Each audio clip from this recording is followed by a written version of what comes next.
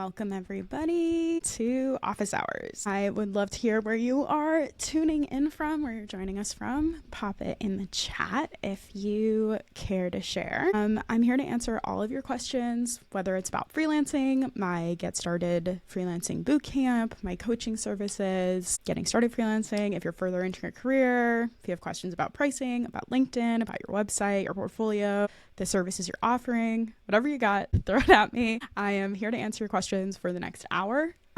So pop them in the chat and let's get started. I'd love to hear from you. And if you stick around to the end, I am also offering discounts on my coaching services. I help you with everything from creating your portfolio to pricing your services, picking what services you should offer, setting up your business. Basically, everything is covered in my free Get Started Freelancing Bootcamp, which is currently going on. We have one free workshop every month and one free office hours, just like this one.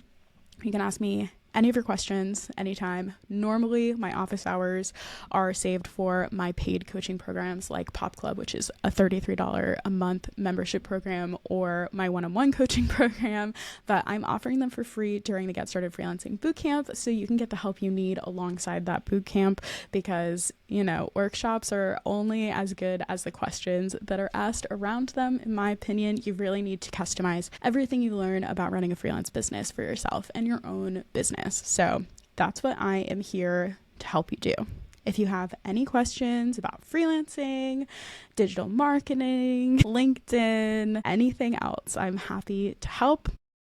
And if you want to learn more about me, I will pop my website link in the chat so you can.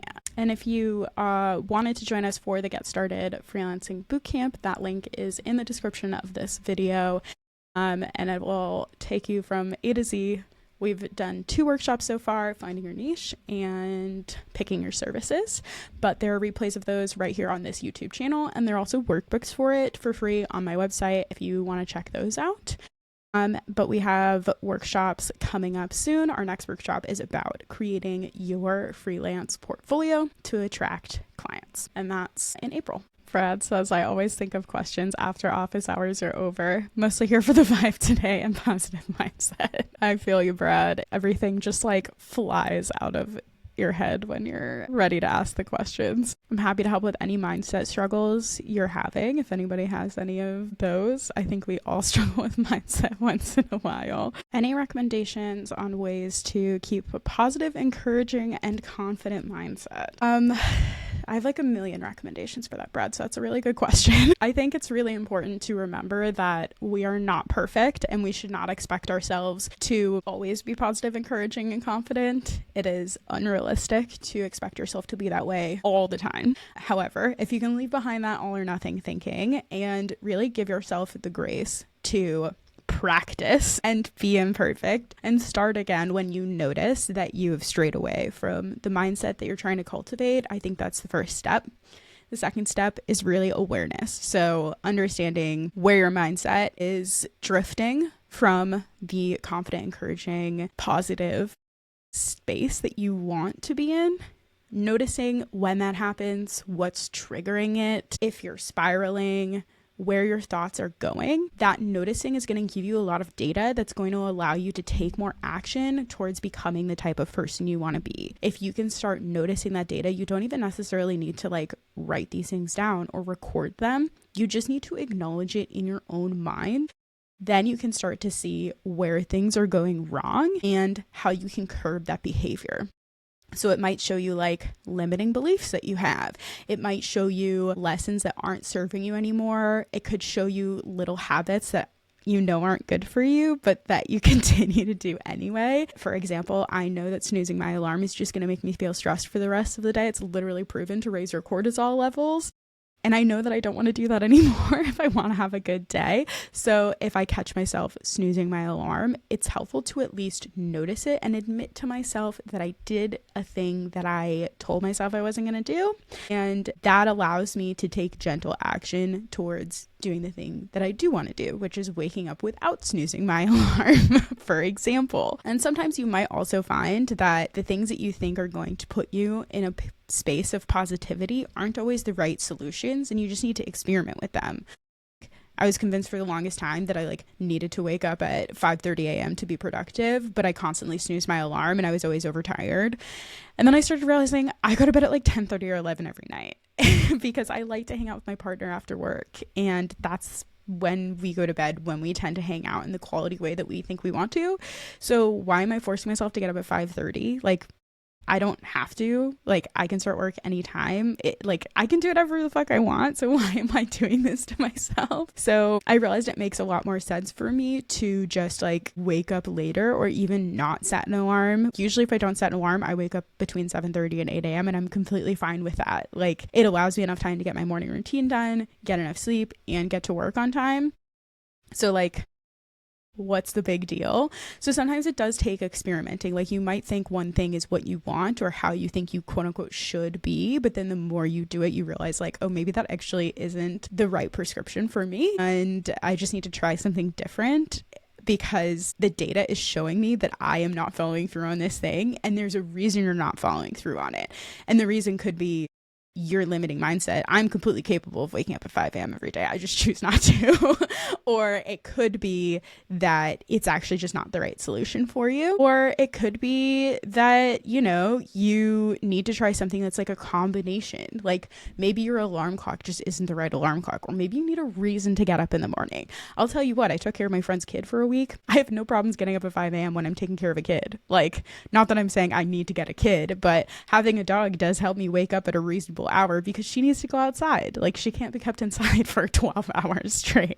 So finding ways to motivate yourself can also be helpful. Obviously, you already have kids, Brad, and, you know, taking on more responsibility like a dog might not be the answer for you. But these are just examples of things that I've noticed have really made a big difference and expect myself to show up and take action towards the things that I want.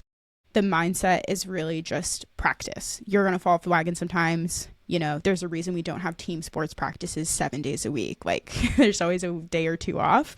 So don't be afraid to give yourself some grace, but also remember that it's a practice. Like, you have to keep doing it over and over. You're never going to get stronger at the gym if you don't consistently go to the gym, right? So hopefully that's helpful. Self-expectations are, and it's hard. A lot of us like don't set our expectations of ourselves intentionally. It's like things that we've carried over from our past, or that our parents taught us, or that we learned in school, or that we learned at work. And sometimes we don't even know where these expectations came from. They're just there. And it's like, oh, maybe I should, like, I don't know, think about this or inspect this or figure out why I'm having these expectations of myself, and then reframe that.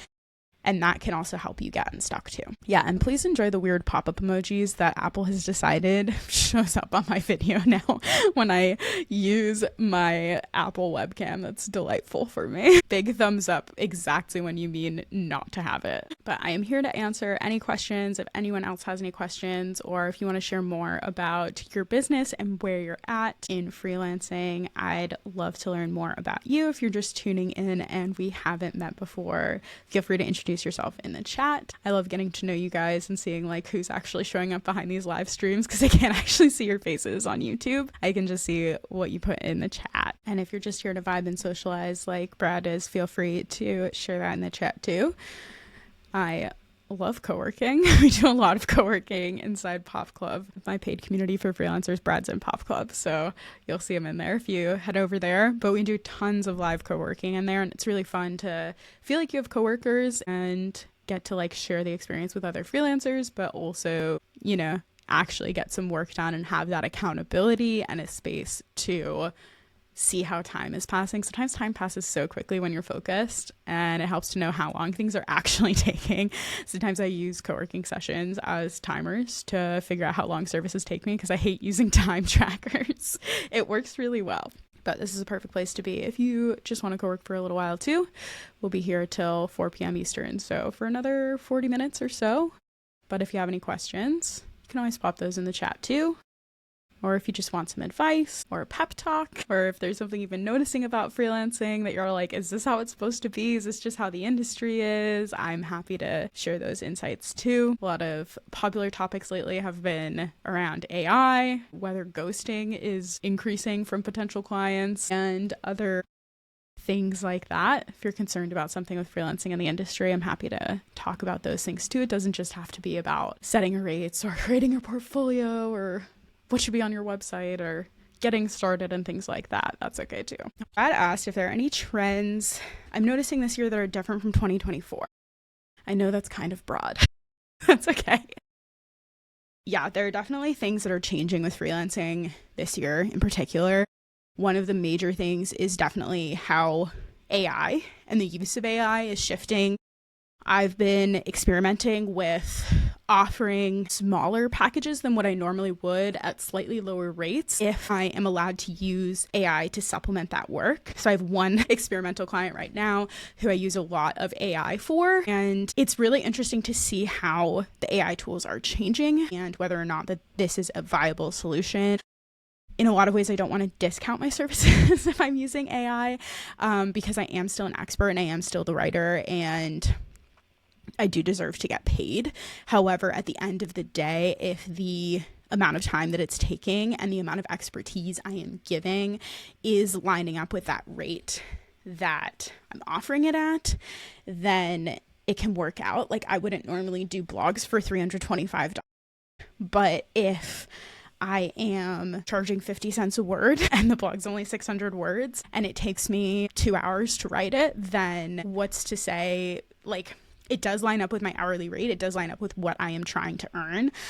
So I'm trying to look at things a little bit more creatively from a standpoint of pricing and time, and also using it to streamline things like how I'm repurposing my content and how I'm sharing about my offers. It's a lot easier to ask AI to write a rough draft of a LinkedIn post than it is to write every single one yourself or of an email that you're trying to write for clients. So AI is one of the biggest trends that we're seeing in 2025. And it was also a really big trend that we saw in 2024 as well. So I think it's not necessarily news, but how we're using it can definitely change as our business grows.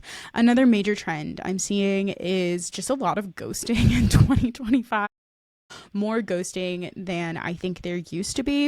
And by ghosting, I mean like clients who are saying they're interested in your services. You might even have sent them a proposal or done a discovery call with them, and then you just don't hear from them. And I think a lot of that is because things are changing so rapidly right now, especially in the US with our government. And just in general, like things are changing quickly, how people's budgets are changing, how their role at their job is changing, whether or not they are or aren't hiring freelancers. I've had people tell me like they just learned last week that they're no longer able to work with freelancers. Labor laws also changed at the end of 2024. So some companies are sort of coming to a head with having to deal with that. A lot of legal departments are sort of pushing back on hiring freelancers right now. So I think it's important to remember that typically ghosting is happening for a reason. Either the company like doesn't know what they're doing, isn't sure what their budget is, they might be waiting on a decision from somebody else and they're not able to answer you the way that they need to in order to get started working with you. So those are like the two negative trends I'm definitely seeing. On the positive side of things, I have seen way more freelance opportunities being shared in 2025 than there were in 2024 or even 2023. Really, this is the best as far as the opportunity landscape goes that I've seen since about 2022. So that is positive for sure. And it's definitely on the rise, especially with layoffs. A lot of companies are laying off full-time workers, but then using contractors to fill those spaces at maybe a lower rate or with a smaller suite of services and things. And so it's sort of a double-edged sword where it's like, of course, we don't want people to be getting laid off, and it would help if things were more stable for us. Definitely, I saw much better business when things were stable, but honestly, the best my business ever did was 2020, which is right when COVID hit. For some reason, when things are chaotic, a lot of times freelance opportunities go up because it's much faster than hiring a traditional employee, and companies need help to stay on top of the landscape that's changing. So there are positives and negatives to living in such an insane landscape like what we're experiencing now, which is honestly in a lot of ways has precedence. We've seen a lot of these things before, but all together, all at once, as the avalanche that our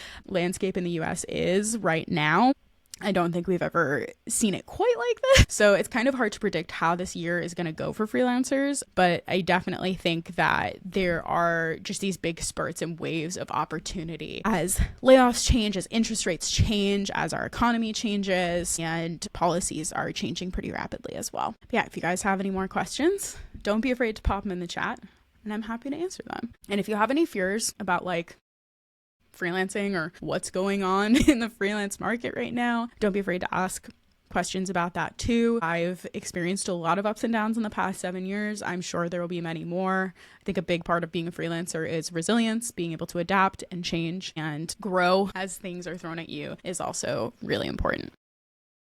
Also, I don't know if you guys have tried this. This is not an ad. This is literally just my favorite thing in the whole world. I only drink Spindrift seltzer because it's the only one I like. And the apple flavor that just came out is bomb. Like, you gotta taste it if you haven't. I started ordering it online because our local Trader Joe's only carried it for like a week and then they sold out of it, and I'm obsessed now. They don't call me Meltzer Seltzer for nothing, am I right? I do sometimes feel like I'm just like partying alone in my room when I'm doing YouTube lives because I just see the chat. I don't see anybody's faces. It's so different than like when we're in Pop Club and we can see everybody in the group on the screen and be like 8 people talking to each other. Is wildly different than just seeing a chat fill up with people's comments. Glad the office hours are helping, Brad. This is doable kind of headspace really takes a while to feel like it's a real concrete thing for you. I remember when I first started freelancing, literally my only goal was to be able to feel like I was just showing up for work and I could just do my job and leave.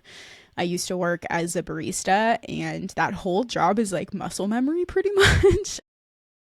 Having a happy, shiny face. And I missed the whole, like, I show up to work, I do my job, and I leave. And it was fine when I was doing freelancing part-time on the side. I was like, I can do this because I had a backup job and it didn't feel like it was so serious and important, and I was learning things and I was like charging low rates as I learned things, so it wasn't a big deal.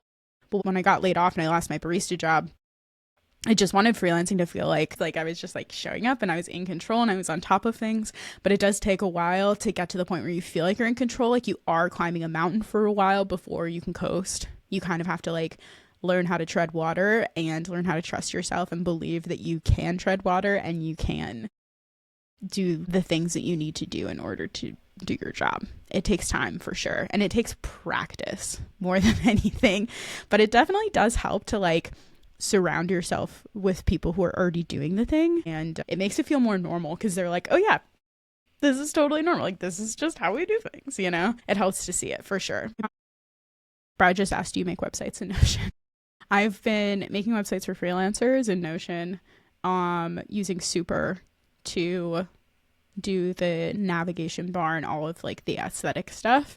The nice thing about Super is you can add CSS to it to change how things are looking. So it makes it really easy to customize, but Notion has like specific layouts that you can't really break. So it's hard to break the website once I've built it, but you can still change things and move things around without necessarily like messing everything up. So I think it works really well for newer freelancers. If you're looking for something affordable, it's only $16 a month to use Super. And I just charge hourly for these websites. So the smallest packages like start at $500. And I offer a discount to current clients as well. So if anybody is interested in that, let me know. I'm also promoting one-on-one coaching right now. I have 4 spots available still, and all of my one-on-one coaching packages come with a free Notion and Super website. But if you don't need the website part of that package, you can always let me know and I can just give you a little discount instead. But I know that like getting your website and portfolio done is the most time-consuming part of getting started freelancing, and most people get really hung up on it or become total perfectionists about it, and it can be really challenging. So I think it's important to just like get that out of the way as easily and quickly as possible, because the thing about your website, especially when you're starting out, you're going to have to redo it because your niche is going to change, your services are going to change, your prices are going to change. You're going to figure out how to position yourself properly, and your first website ain't gonna be it. I spent like 12 hours on my first website and it wasn't that good. And I ended up having to change it like 3 months later because I completely changed my niche. So I think it's nice to have something that's easy to change and not too much effort and not too expensive too. And if you guys want to see examples of those, they are on my website in the shop as well. And I can pop that link in the chat too if you're interested. But I do also have a course about making your website on your own in Notion and Super. It is coming out soon. All of the members of Pop Club will get instant free access to it when it launches, and same with my one-on-one coaching clients. But if you want to buy it standalone, you will be able to, or it comes with the done for you websites. So you can easily edit your website later with tutorials and help. I took web design classes and it really helped me realize like how much you can do with websites. I originally had my second website made by a professional web designer, but she never gave me access to like the Canva files so I could edit how it looked or information on what she changed and how she changed it. And I get that like some of that stuff designers want to gatekeep, sure, but when Squarespace updated to the next version, it ruined all of the custom CSS that she did for me that I paid for, and she shut down her agency not long after I worked with her to go into a full-time career, and my website was basically ruined and I paid $3,000 for it, and it was only a few months that it was live and looking good, and I really struggled with it. So that's when I actually took a web design course. I was also running for coding boot camps at the time, so I got a discount on this course, and it informed the writing that I was doing for coding boot camps, so it just kind of worked.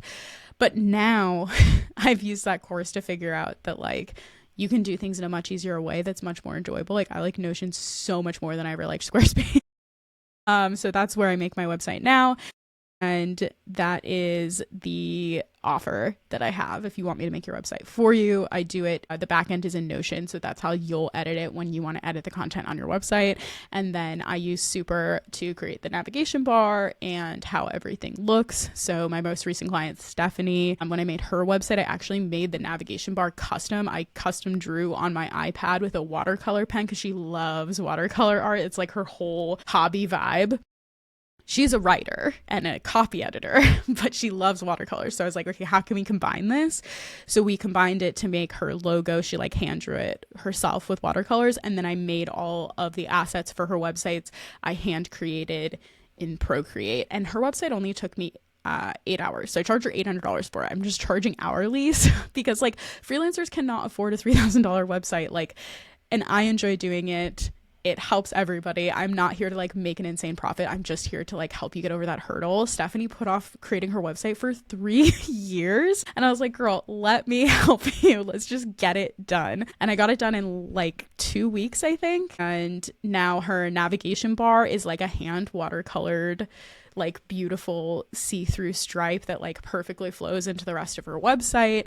And we framed all of the pictures she used with Polaroids because she loves analog cameras, and it just like all flows seamlessly with her personality. And it was so easy and simple, and she loves Notion and she knows how to use it, so it makes it easy for her to then go and edit it later when she needs to, because our businesses are changing all the time. I think I edit my website like probably once a week with like new portfolio stuff or like a new way I want to word something, or my prices have changed or whatever. I'm always an advocate of doing things the simple way and the affordable way and making it yours so that it actually feels like something you're going to use. I just saw a bunch of new people joined us. Yay. If you're new here, hi, I'm Rachel Meltzer. It rhymes with seltzer. And this is Office Hours. You can ask me anything. I'm just here to chit chat with you guys about freelancing. If you have questions about what I do, what I offer, if you have questions about freelancing, as a digital marketer, happy to answer those questions too. If you have questions about mindset or anything like that, let me know, and I'm happy to help.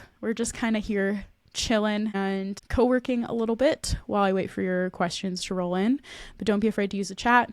If you're already freelancing, I would love to hear where you're at in your freelance business. And don't be afraid to introduce yourself in the chat. I can't actually see your faces, unlike how our office hours normally go over in Pop Club. So I would love to hear more about who's watching, who's here, what are you guys up to? Would love to hear from you. If you want to put up a quick and dirty portfolio without building a whole site, any advice on good platforms or how that might look otherwise? That's a great question, Brad. Actually, since you're in Pop Club, you do have access to my Notion templates if you want to use them. They're literally like the structure that I use on the back end of those super websites. And you can make a page that basically looks just like those. They just won't have a navigation bar or like custom colors and fonts and things like that. If you want to like co-opt that layout for yourself, and you can make a Notion website for free. It just won't have a custom URL. If you want to have a custom URL on a Notion site, it's $99 a year. So there's always that option. That's what I would recommend because it's really flexible and easy, and you can technically make it searchable on the internet. Alternatively, if you know you're going to be getting your clients on LinkedIn, you can always put up your portfolio pieces as LinkedIn articles, and then later when you get clients and you have more portfolio pieces, then you can go about building a website or creating a Notion site or something like that. There's also Canva sites. They're completely free.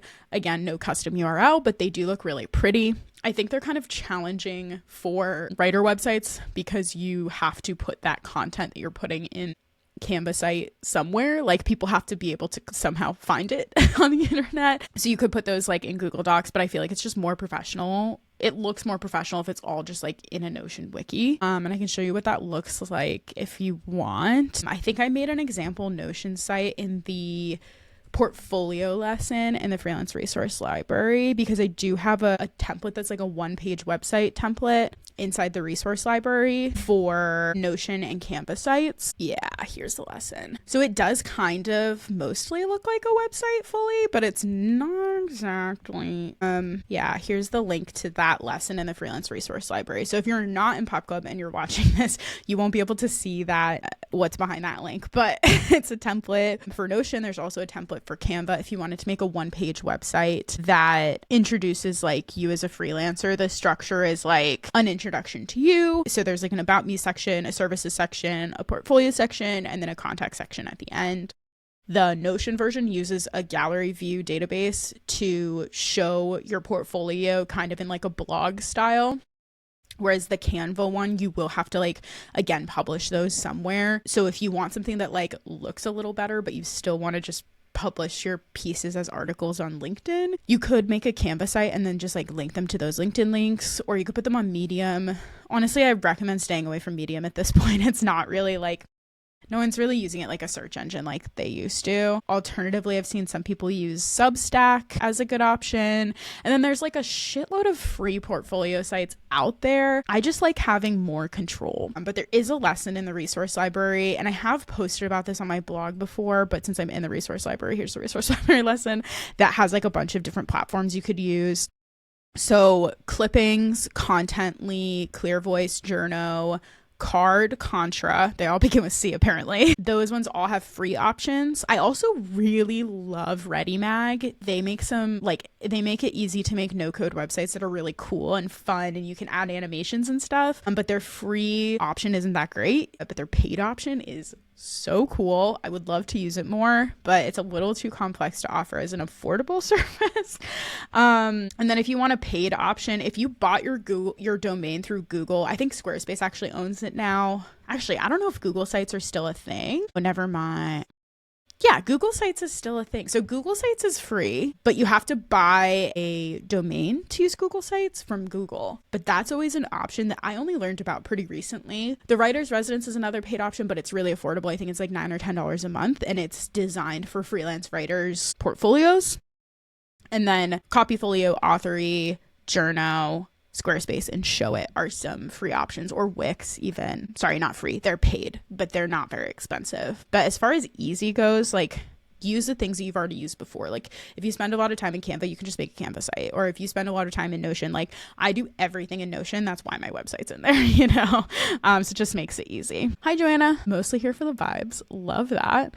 As someone who's already mostly set up at this moment as a freelancer, but still working on growing my business, how can I get the most out of being a Pop Club member? That's a really good question. I think the best part of being a Pop Club member really is the community. So if you're already freelancing and you feel pretty comfortable in your business, having coworkers sometimes can be really helpful when you're feeling lonely. And I know you take advantage, Joanna, so much of our co-working, which I love. I think also just like the resource library is massive, and you can use the search bar from any part of Pop Club. Like you can be on any page in Pop Club and click the search bar and you can search for things. So if there's something that comes up for you that you're struggling with, or like you need an email template or something like that to like email a client, you can always search for it. So that's always a helpful option. And, you know, you can always DM me, which is really the number one part of Pop Club that I think is most helpful for people. But I think also accountability buddies, like if you have a goal in mind for the week, whether it's like deadlines you need to meet or, you just want to make sure you get your portfolio done this week or whatever, you can always post in accountabilities to ask for accountability. Or if you're just like having a bad day, you can always post in pep talks to get a pep talk. And then I think the workshops are pretty well metered for like, there are some for beginners and there are some for more experienced people, but I think the Q&A with guest workshops are like probably the most valuable for people who are more experienced, like when we have the financial experts come in, or like Anna Burgess Yang when she came in and did her systems workshop. Like there is stuff that even I learned from that workshop, or like Polly's SEO workshop. There are so many different facets of SEO and it's always changing, so it can be really helpful to like see what the guest experts are doing in our community too. So yeah, hopefully that answers your question. Yeah, Brett, it's crazy. Google Sites is still around. I don't know how much longer Google Sites is going to be around though. It feels like Google is getting rid of a lot of their services because they were charged with being a monopoly recently. So I know they are selling off some of their products or just killing them altogether because they got to get away from those monopoly accusations. Medium seems like what it does and doesn't get indexed changes all the time. Yeah, Medium's algorithm is changing all the time, and it's not, I don't know. I feel like Medium isn't really like keeping up necessarily with what we necessarily need as freelancers. It used to be, I feel like it used to be kind of a different experience for sure. Thanks, Brad, vouching for the community aspect of Pop Club. It's nice to just like know what other freelancers are doing sometimes too. There's so much that's like I didn't know what I wanted my freelance goals to be or what my freelance business could look like sometimes until I started interacting with other freelancers. I actually used to share an office in person. I rented a desk in a shared office with 2 other freelancers. And when I saw what they were doing, I was like, oh my God, I could totally charge more. I could get these clients that I thought I couldn't get before. And it can just be really helpful to have that kind of modeled for you, you know? All right, we've got about 5 minutes left of this Q&A. So I just wanted to let you know, if you're interested in working with me as a freelance business coach, we've talked about Pop Club a lot. It's my membership community for freelancers. It's only $33 a month. And if you attended this webinar and you signed up on the community events calendar, you will be getting a 20% off coupon in the mail. If you're watching, or in your email, in the mail. If you're watching the replay of this, feel free to contact me. Just go to meltzerseltzer.com/contact or comment on this video and tag me, and I'll make sure that you get that discount code. It's 20% off your first 3 months of Pop Club. If you're considering joining, that brings it down to $26 a month, and you'll basically get 1 month free if you stick around for that whole 3 months. And if you're interested in one-on-one coaching, like I said, I have 4 spots available for my 3-month program, One-on-One Express, and it comes with a free website done for you right now. So if you're interested in that, you also get 20% off if you attended this office hours. So I look forward to seeing you in there. My one-on-one intensives are always available. They are $175 each. It's 1 hour with me one-on-one, and then you will get a game plan, roadmap, dashboard after the fact with resources, notes from our call, and a prioritized to-do list so you know what to do next and so you can get unstuck in your business. We'll basically audit where you're at in your business, or if you haven't started yet, we will create a roadmap for you for what you need to do to get started. And then I'll also help you solve any of your problems, whether it's around mindset, rates, portfolio, services, getting clients onboarded, dealing with your client load, and growing your business. All those sorts of things we can work on in intensives, and those are sold on a rolling basis, so there's no limit. If you want one, you can always sign up. And all this is on my website at meltzerseltzer.com. You can find the link in the description of this video. But if you have any questions at all, anytime, feel free to contact me on the contact page of my website. Don't be afraid to hit me up on LinkedIn. I'm much more active over there. We will be doing another office hours next month, just like this, here on YouTube live, and you can sign up if you want to get email reminders for it on our community events calendar, which I will pop in the chat if you would like to join us. All the community events are completely free, and we're also hosting a portfolio workshop next month, and we've got some creative writing workshops coming up too. So if you're interested in any of that, definitely check out the community events calendar. And thank you so much for joining me today for office hours. I always love answering your questions about freelancing and all that good mindset stuff. Don't be afraid to hit me up. I'm happy to answer all your questions.